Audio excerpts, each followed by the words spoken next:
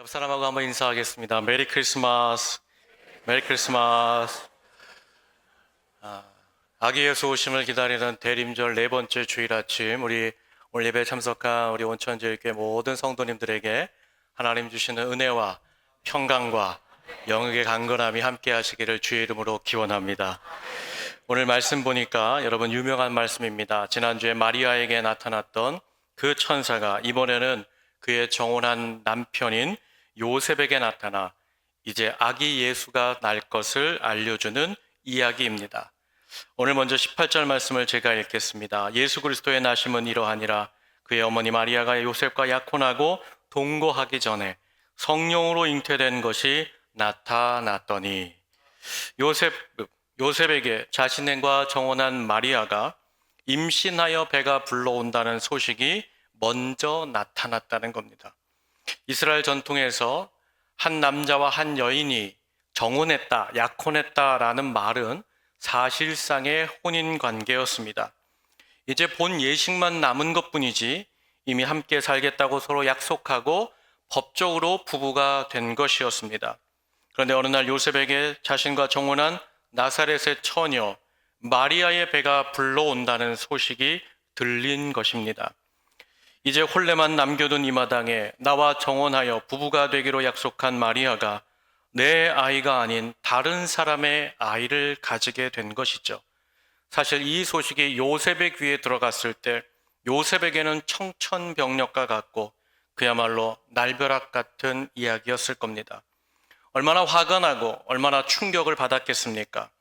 우리가 지난주에 보았듯이 배부른 마리아야 그 자신이야 천사를 통하여 확증받았고 약속을 받았고 남들에게 나는 분명히 천사로 말미암아 성령으로 잉태될 것이다. 떳떳하고 정직할 수 있겠지만 스스로 자신할 수 있겠지만 이제 남편 될 요셉의 입장에서도 그게 가능하겠습니까? 나와 정혼한 여인이 다른 사람의 아이를 가졌습니다. 이 소식은 요셉에게는 하늘이 무너지는 것 같고 실망과 절망의 소식 겸 또 이 소식으로 말미암아 그 안에는 분노와 화가 가득 차게 되었을 것입니다. 그런데 그때 이 소식을 들은 요셉이 어떻게 반응하는가? 마태복음 1장 19절 말씀 한번 다 함께 읽겠습니다. 함께 읽습니다. 시작.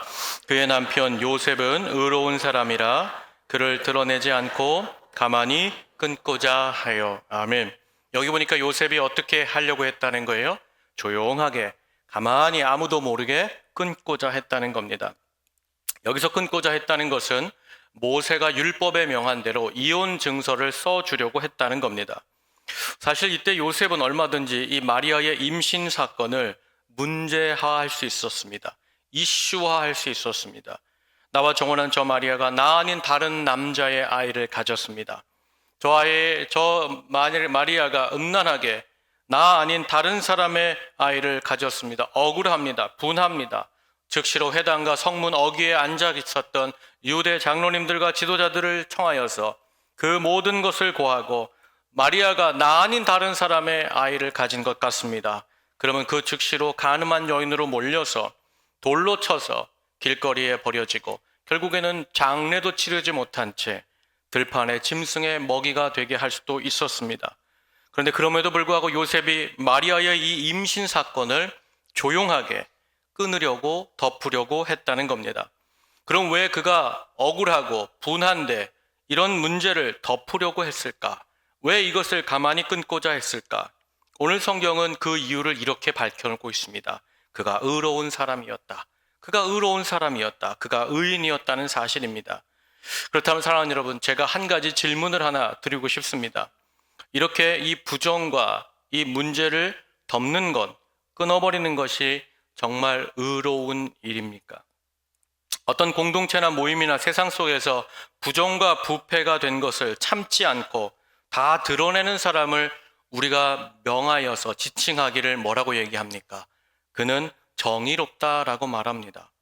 뉴스에서 보듯이 잘못된 것, 부정한 것 거짓되고 속이는 것을 만방에 드러내고 그 사람들의 그 벌을 받게 하는 그 사람을 우리는 의롭다고 정의롭다고 말하지 않습니까? 그러면 지금 마리아가 부정하게 아이를 가진 이 사건을 가만히 끊고자 하는 것은 마리아의 실수, 잘못을 눈 감아 주겠다고 하는 것인데, 그럼 이것이 정말 의롭고 정의로운 결정이고 선택입니까? 사랑하는 여러분, 여러분이 만일 부정과 부패를 보았습니다. 그런데 슬쩍 덮자, 모른 척하자, 그것이 정말 의로운 행동이고 생각입니까? 아니면 이 사회와 공동체를 위해서 다 드러내자, 밝혀서 일벌백계 처벌하자, 본보기로 삼자, 여러분 이것이 의로운 것입니까? 아니면 다 덮자, 다 그 모든 실수와 수치를 이제는 더 이상 말하지 말자, 덮어버리자, 끝내자. 여러분 사실 그거는 세상적으로 보면 불의한 일 아닙니까? 정의롭지 못한 것 아닙니까? 그런데 사랑하는 여러분, 왜 주님은 이렇게 마리아의 이 부정의 음신을, 그 잘못을 모른 척 하려고 가만히 끊고자 하는 이 요셉을 왜 의로운 사람이라고 말하는 것일까? 사랑하는 여러분, 여기 굉장히 중요한 거 한 가지가 있죠. 그건 뭔가 하면 하나님 보시기에 의롭다고 보는 것과 세상에서 의롭다고 보는 기준이 다르다는 겁니다.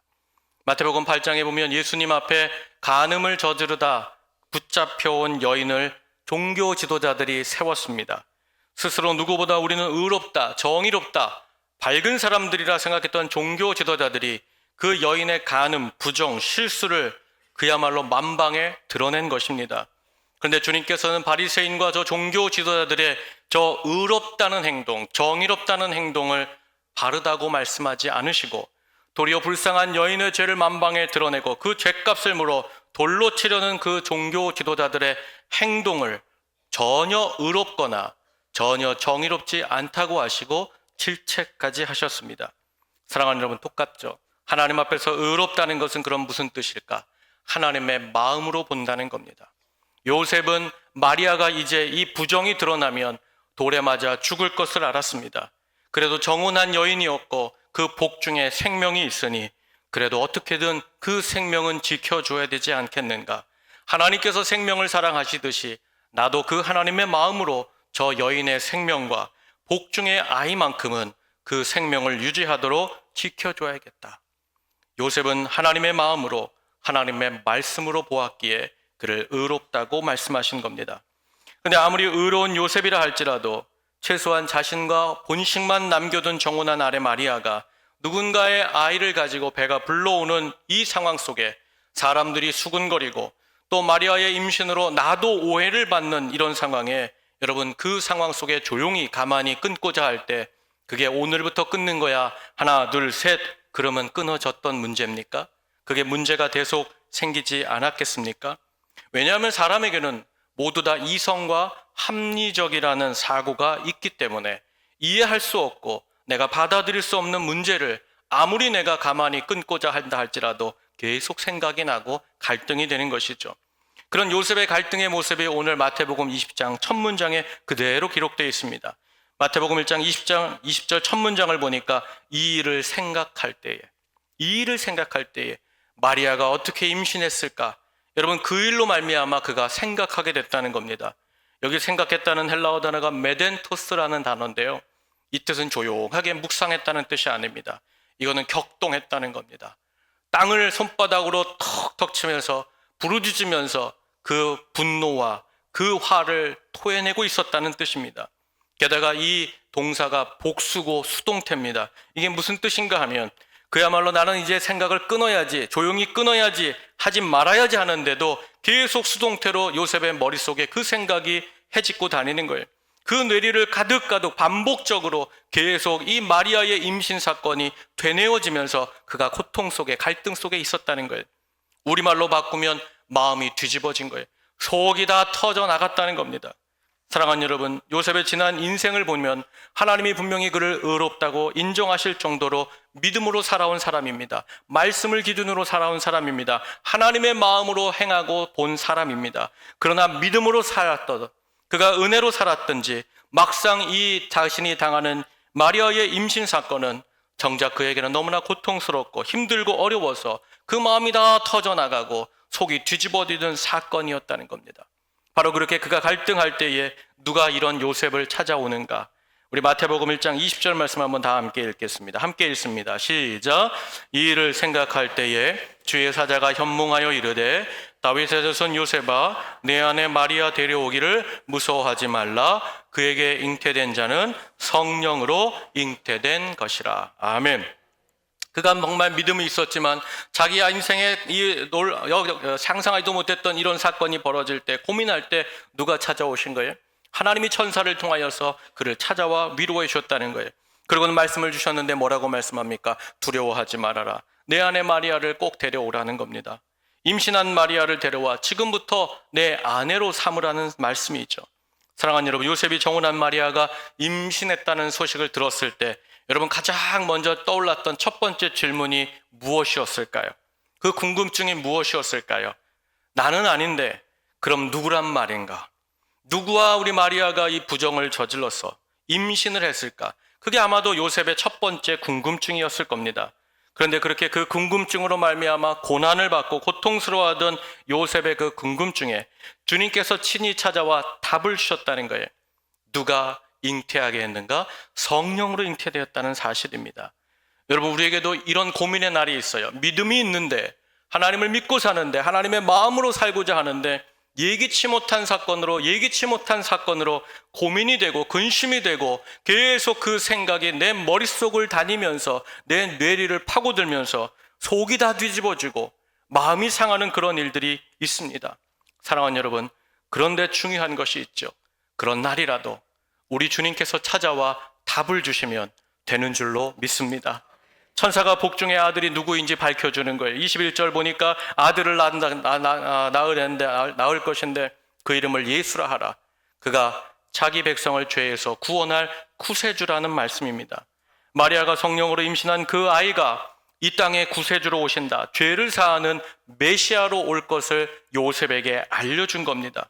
그렇다면 사랑하는 여러분, 천사로부터 마리아가 성령으로 잉태되었다, 그 성령으로 잉태된 아들은 예수다, 우리를 죄에서 구원할 메시아다, 그랬을 때 아멘 아멘 찬송 했겠습니까? 여러분은 성령으로 마리아가 잉태되었다, 그 마리아가 예수 그리스도를 성령으로 잉태되었다, 여러분 그 말씀이 진심으로 믿어지십니까? 아멘이 되십니까? 여러분 한번 생각해 보자고요. 만일 여러분의 가정에 이제 며느리가 될 아이가 집에 들어왔습니다. 아주 예쁘고 귀하고 아주 착한 한 아이가, 한 자매님이 그 집에 들어왔습니다. 그런데 이제 결혼 준비를 하고 다 마쳤는데 갑자기 혼인 전에 며느리의 배가 점점점 불러오는 겁니다. 슬쩍 조심스럽게 아들에게 물어봤습니다. 그랬더니 아들이 말하기를 나는 아니라는 겁니다. 나는 그런 적이 없다는 겁니다. 그렇다면 어떤 부모가 배불러 오는 그 며느리를 가만히 두겠습니까? 내 아들이 아니라는데. 그러니 우리가 교양과 덕망이 있으니까 그럼에도 불구하고 어떻게 합니까? 결혼할 며느리를 불러서 우리가 물어보지 않겠습니까? 네가 어찌 이런 일이 있느냐? 어찌 우리 가정에 내 남편 될 내 아들에게 어떻게 이런 일을 행할 수 있겠느냐? 그 여인에게, 그 딸에게 물었더니 그 딸이 하는 말이 뭡니까? 어머니, 아버님, 여보, 천사가 나타나서 내게 성령님의 임재와 높은 능력으로 덮어주심으로 내가 잉태했습니다. 아버님, 어머님, 여보, 나 성령으로 잉태한 거야. 성령으로 잉태했습니다. 여러분 가정에서 그런 일이 있으면 여러분이 박수와 탄호성을 지르면서 야, 놀랐구나. 하나님이 우리 가족을 이렇게 보살피시는구나. 감사차냐. 오늘 주일 예배, 산무 예배 마치고 오늘 저녁에는 담임 목사님 모시고 특별 예배를 드리자. 우리가 온 만방에 우리 며느리 될 딸이 이제 성령으로 잉태되었으니 우리가 찬송하자. 여러분 그러실 수 있겠어요? 여러분 사실 요셉이 늙은 나이에 노총각일 때 어린 마리아를 얻었습니다. 그저 마리아를 얻으면서 요셉이 꿈꾸었던 인생은 뭡니까? 그저 평범한 일상이었어요. 평범한 모든 사람들이 사는 것처럼 그냥 알콩달콩 소소하게 사는 그런 꿈을, 그런 계획을 품었을 겁니다. 누가 이런 일이 있을 것이라고 상상이나 했겠습니까? 그런데 그럼에도 불구하고 천사를 통해 받은 이 말씀에 요셉이 어떻게 반응하는가? 우리가 읽지는 않았지만 마태복음 1장 24절 말씀을 한번 다 함께 읽겠습니다. 시작. 요셉이 잠에서 깨어 일어나 주의 사자의 분부대로 행하여 그의 아내를 데려왔으나. 아멘. 한마디로 요셉도 설득이 되지 않았죠. 이해가 되지 않죠. 그렇지만 그 하나님의 말씀에 요셉이 순종하여 분부대로 어떻게 했다? 그 아내 마리아를 데려와 품었다는 겁니다. 사랑하는 여러분, 사실 인간적으로 생각해 보면 이제 이 말씀을 그대로 따라가면 이 순간부터 요셉은 바보 멍충이가 되는 겁니다.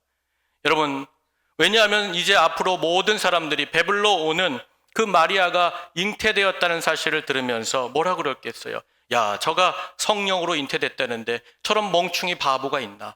어떻게 사람의 남자의 관계없이 어떻게 어린 처녀가 아이를 갖겠어?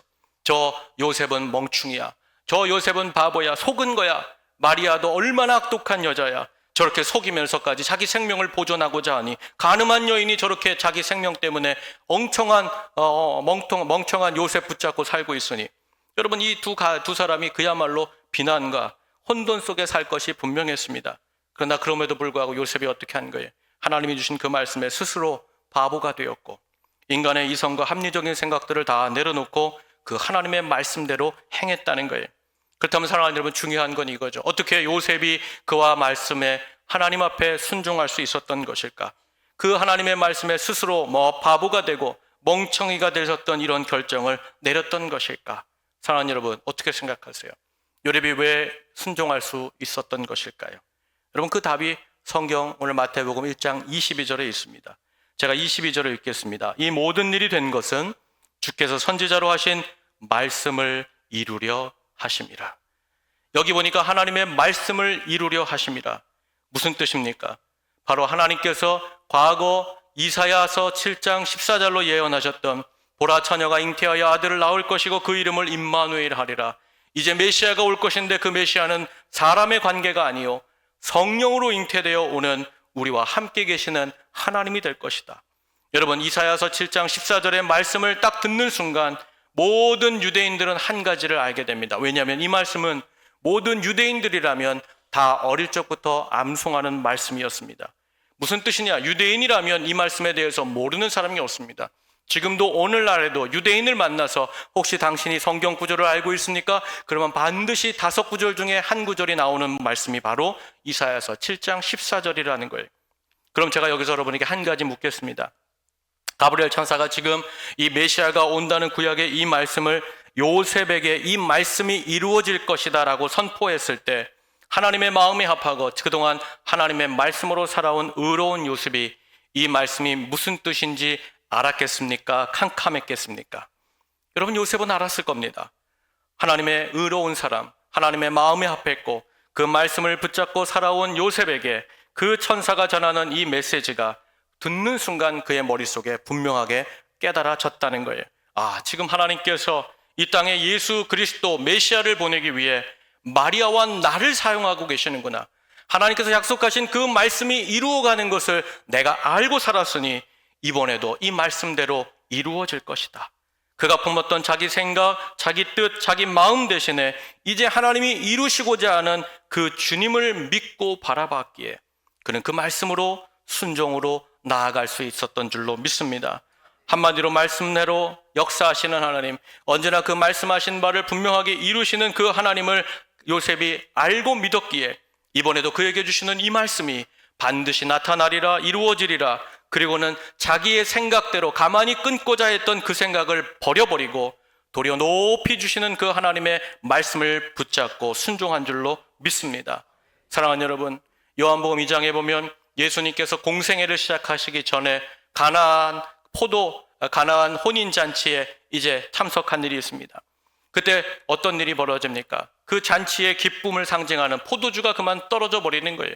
여러분, 이런 일은 흔한 일이 아닙니다. 왜냐하면 유대인들은 포도주를 초청하는 사람들의 곱하기 3배 정도로 넉넉하게 준비합니다.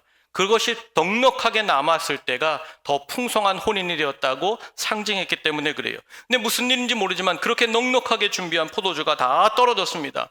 그때에 예수님의 어머니 마리아가 이 하인들을 불러서 지시합니다. 그가 무슨 말을 하든지 그대로 하라. 무슨 뜻입니까? 그가 말하는 대로 이루어질 것이다. 그가 말하는 대로 역사가 나타날 것이다. 그때의 하인들이 예수님의 말씀대로 물 항아리에 물을 갖다 붓습니다. 그리고 예수님의 말씀대로 다시 떠서 연회장에게 갖다 줬더니 어떤 일이 벌어졌어요? 그야말로 이제 파탄날 결혼식에 가장 큰 기쁨이 되는 포도주가, 가장 극상의 포도주가 그 혼인잔치에 가득가득 채워진 줄로 믿습니다. 사랑하는 여러분, 하나님의 말씀에 순종할 때 우리가 하나님의 영광과 기적을 보는 줄로 믿습니다. 왜 그렇습니까? 그 말씀은 반드시 이루시는 말씀이요, 그 말씀은 흠이 없는 말씀이요, 그 말씀은 말씀하신 대로 우리 가운데 역사하는 살아계신 하나님의 음성인 줄 믿기 때문입니다.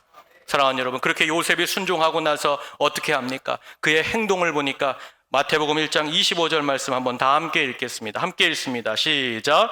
아들을 낳기까지 동침하지 아니하더니 낳음의 이름을 예수라 하니라. 아멘. 요셉이 즉시로 잠에서 깨어서 지체 없이 마리아를 데려와서 그 배가 불러서 이제 9개월, 10개월까지 어떻게 합니까? 동침하지 않습니다. 절대로 인간적인 생각과 인간적인 방법을 거부합니다. 그리고는 마리아와 복중의 아기 예수님, 메시아로 오시는 이 그리스도를 철저하게 지키고 보호하는 겁니다. 사랑하는 여러분, 그리고 태어났을 때 그 아이를 어떻게 부릅니까? 예수라, 예수라 부릅니다. 그런데 여러분, 중요한 게 있죠. 모든 유대인들의 자녀는 그의 아버지가 이름을 지어 부릅니다. 태어나는 순간부터 지어서 부르는 것이 유대인의 전통입니다. 그런데 지금 예수라고 했습니다. 여러분, 예수라는 이름은 요셉이 진 겁니까? 하나님이 진 겁니까? 그럼 여러분, 제가 묻겠습니다. 지금 마리아의 뱃속에 잉태되어 태어난 이 아들은 누구의 아들입니까? 저는 하나님의 아들인 줄로 믿습니다. 사랑하는 여러분, 그렇게 요셉이 자기 자신에게 주셨던 그 인생의 말씀에 그대로 순종함으로 말미암아 이 요셉과 이 가정이 받은 복과 역사가 무엇입니까? 바로 아기 예수, 임마누엘, 우리와 함께 계시는 하나님, 예수 그리스도를 이 땅에 오게 하는 인류의 모든 가정 중에서 가장 위대한 역사의 통로요, 구원의 역사를 이 땅에 일으킨 믿음과 순종의 가정으로 세워준 줄로 저는 믿습니다. 사랑하는 여러분, 이 가정이 아기 예수 오심에 크게 쓰임받고 또 마리아와 이 요셉의 순종으로 말미암아 오늘 예배하는 우리들까지도 예수님을 구세주라고 고백하고 우리도 영원한 삶을 바라보는 하나님의 자녀가 되는 이 기쁨을 우리가 누리고 있는 줄로 믿습니다. 여러분, 우리 삶에서도 마찬가지입니다. 하나님께서 우리 인생 가운데 이해할 수 없고 예기치 못한 사건으로 우리에게 행하실 때가 있습니다. 그때 주님께서 우리에게 부탁하는 말씀은 하나입니다. 믿고 말씀대로 해봐라. 믿고 내가 너에게 주는 생각대로 그 말씀 구조로 내 삶을 연결해보라 요청하시는 겁니다. 그때 믿는 자는 이해되어서 할 것이 아닙니다. 설득되어서 할 것이 아니죠. 그 부르시는 말씀에 믿고 그 말씀에 순종할 때 우리도 하나님의 구원의 역사에 쓰임받는 인생, 그런 가정 될 줄 믿습니다. 사실 세상은 예수님을, 이 성탄의 예수님을 우리에게 하나님의 역사에 대해서 이해시켜달라, 설득하게 해달라, 합리적으로 말해달라고 요청할 때가 많습니다. 그런데 사랑하는 여러분, 하나님의 역사와 섭리는 인간의 이해나 기술이나 설명으로 되어지는 것이 아닙니다. 여러분, 우리에게 가장 이해될 수 없고 설득될 수 없는 그 하나님의 역사가 무엇입니까? 바로 오늘 나 같은 자를 하나님의 자녀 삼아주신 것, 여러분, 이것이 설득이 됩니까? 이것이 이해할 수 있는 이야기입니까? 설명할 수 없는 역사는 매번 일어납니다. 하나님 말씀대로 살고자 하지만, 믿고 살지만 여전히 죄를 짓습니다. 여전히 원망합니다. 불평으로 살아갑니다. 그래도 불구하고 주님은 오늘도 이해할 수 없는 말을 하시는 거죠. 내가 너를 사랑한다. 너는 나의 사랑하는 아들이다, 딸이라. 여러분, 어떻게 이 말씀을 우리가 합리적으로 어떻게 이해하고 설득함으로 다 설명할 수가 있겠습니까? 사랑하는 여러분, 그러므로 우리가 하나님 앞에 순종한다, 하나님의 말씀대로 행한다, 그 인생은 어떻게 사는 인생일까? 우리가 순종한다라고 말할 때 그 순종은 무엇이냐 이거예요. 지금 내가 당하는 이 상황을 내가 바꾸려고 하는 것이 아니라, 내 뜻대로 하려고 달려드는 것이 아니라 도리어 내 마음과 생각을 거절하고 내 뜻을 뒤집어서 그 말씀대로 이루시는 하나님의 말씀만 붙잡고 나아가는 것이 우리의 순종이요, 우리 삶의 영광을 보는 기회가 될 줄 믿습니다. 내가 다 이해할 수 없지만 주께서 친히 말씀하신 바 그 말씀대로 이루어 주시리라. 그 약속한 바로 반드시 나타나리라. 그 뜻대로 이루어지리라. 다시 이 상황에 하나님이 주신 내 말씀, 나를 향한 그 말씀 앞에 우리가 순종할 때 지금은 눈물이 앞을 가리고, 지금은 아플 수 있고, 지금은 정말 모든 상황이 할 수 없다, 불가능하다, 낙심과 슬픔 가운데 있을지라도 여러분, 그 말씀대로 행하는 인생 위에는 반드시 내일 아침 하나님께서 환희와 기쁨과 하나님의 찬송가를 붙여주실 줄로 믿습니다. 여러분, 집집마다 수도꼭지가 있어요. 그 수도꼭지가, 그 수원지가 만일 집 위에 있는 물탱크 200리터, 300리터에만 연결되어 있다면 그 물을 다 쓰고 나면 딱 거기서 멈춥니다. 여러분, 이게 무엇인가? 내 생각대로 했을 때의 열매는 거기까지입니다. 그런데 그 수도꼭지가 저 깊고 넓은 강줄기, 마르지 않는 그 샘줄기에 연결되어 있다면, 전능하신 하나님의 능력과 그 역사와 영광에 연결되어 있다면 그 능력과 역사는 오늘도 우리 가운데 멈추지 않을 줄로 믿습니다. 그러면 사랑하는 여러분, 오늘 이 아침 여러분의 가정과 자녀와 인생 중에 정말 이해할 수 없는 상황과 문제로 인하여 속이 상하고 답답하고 마음이 타들어가는 분이 여기 계십니까?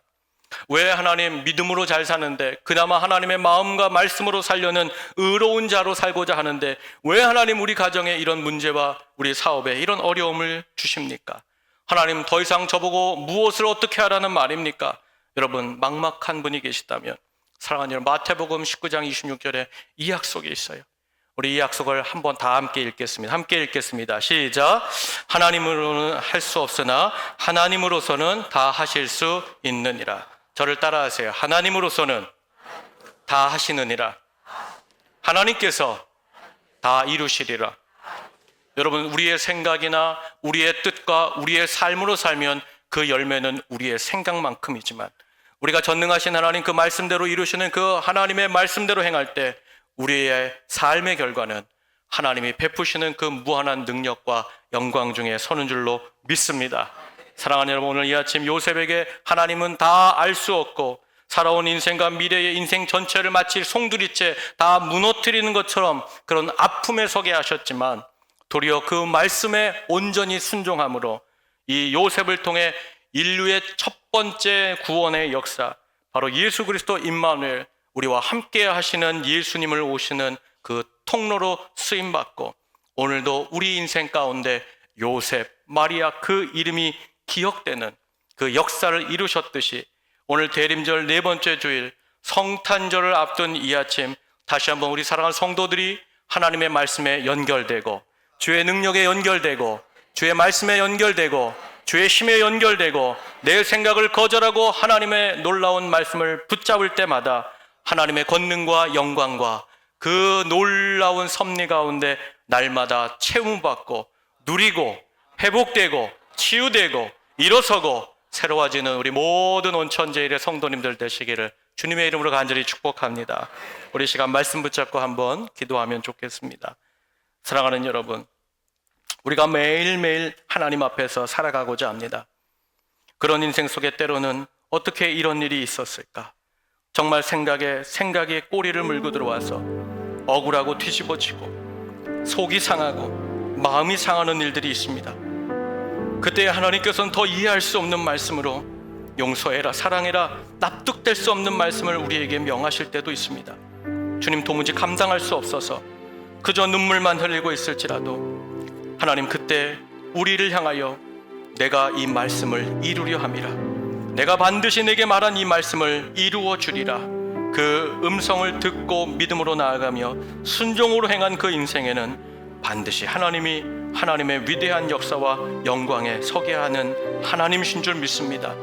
오늘 대림절 마지막 주일 이 아침 내가 하나님을 인정합니다. 하나님의 말씀대로 될 것을 제가 믿고 의지합니다.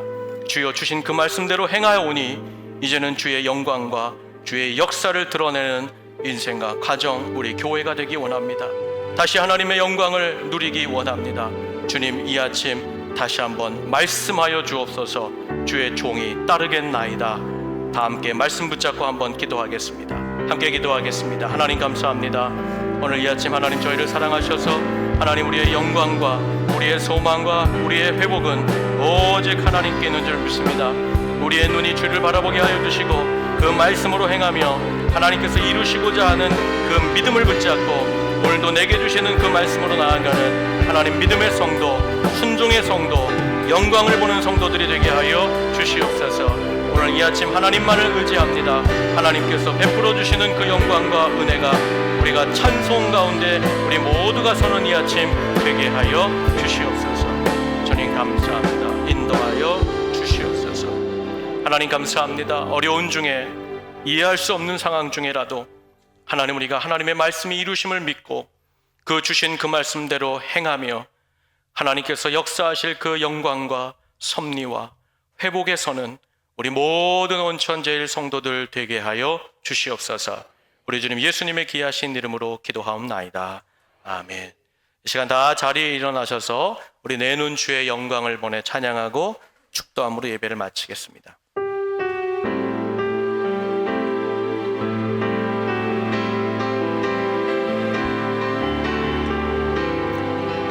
내눈 주의 영광을 보내 우리 가운데 계신 주님, 그 빛난 영광, 그 빛난 영광 온 하늘 덮고 그 찬송 온 땅 가득해 내눈 주의 영광을 보내 찬송 가운데 서신 주님의 얼굴을 온 세상 향하네 권능의 발을 드셨네 주의 영광 이곳에 가득해 우린 선해 주님과 함께 찬양하며 우리는 전진하리 모든 열방 주 볼 때까지 내는 주의 영광을 보내 내는 주의 영광을 보내 우리 가운데 계신 주님, 그 빛난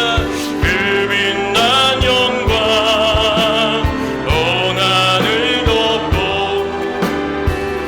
그 찬송 온 땅 가득해 내는 주의 영광을 보내 찬송 가운데 서신 주님의 얼굴을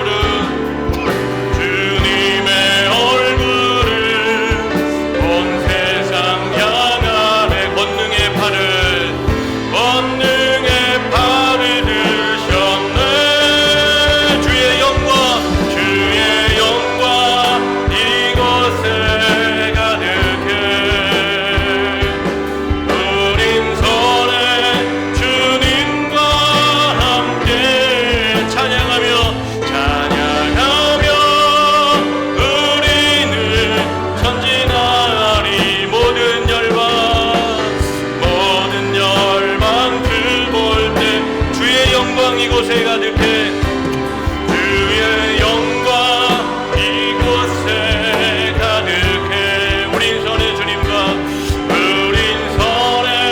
주님과 함께 찬양하며 우리는 전진하리 모든 열방 주 볼 때까지 주 영광 여기 임하사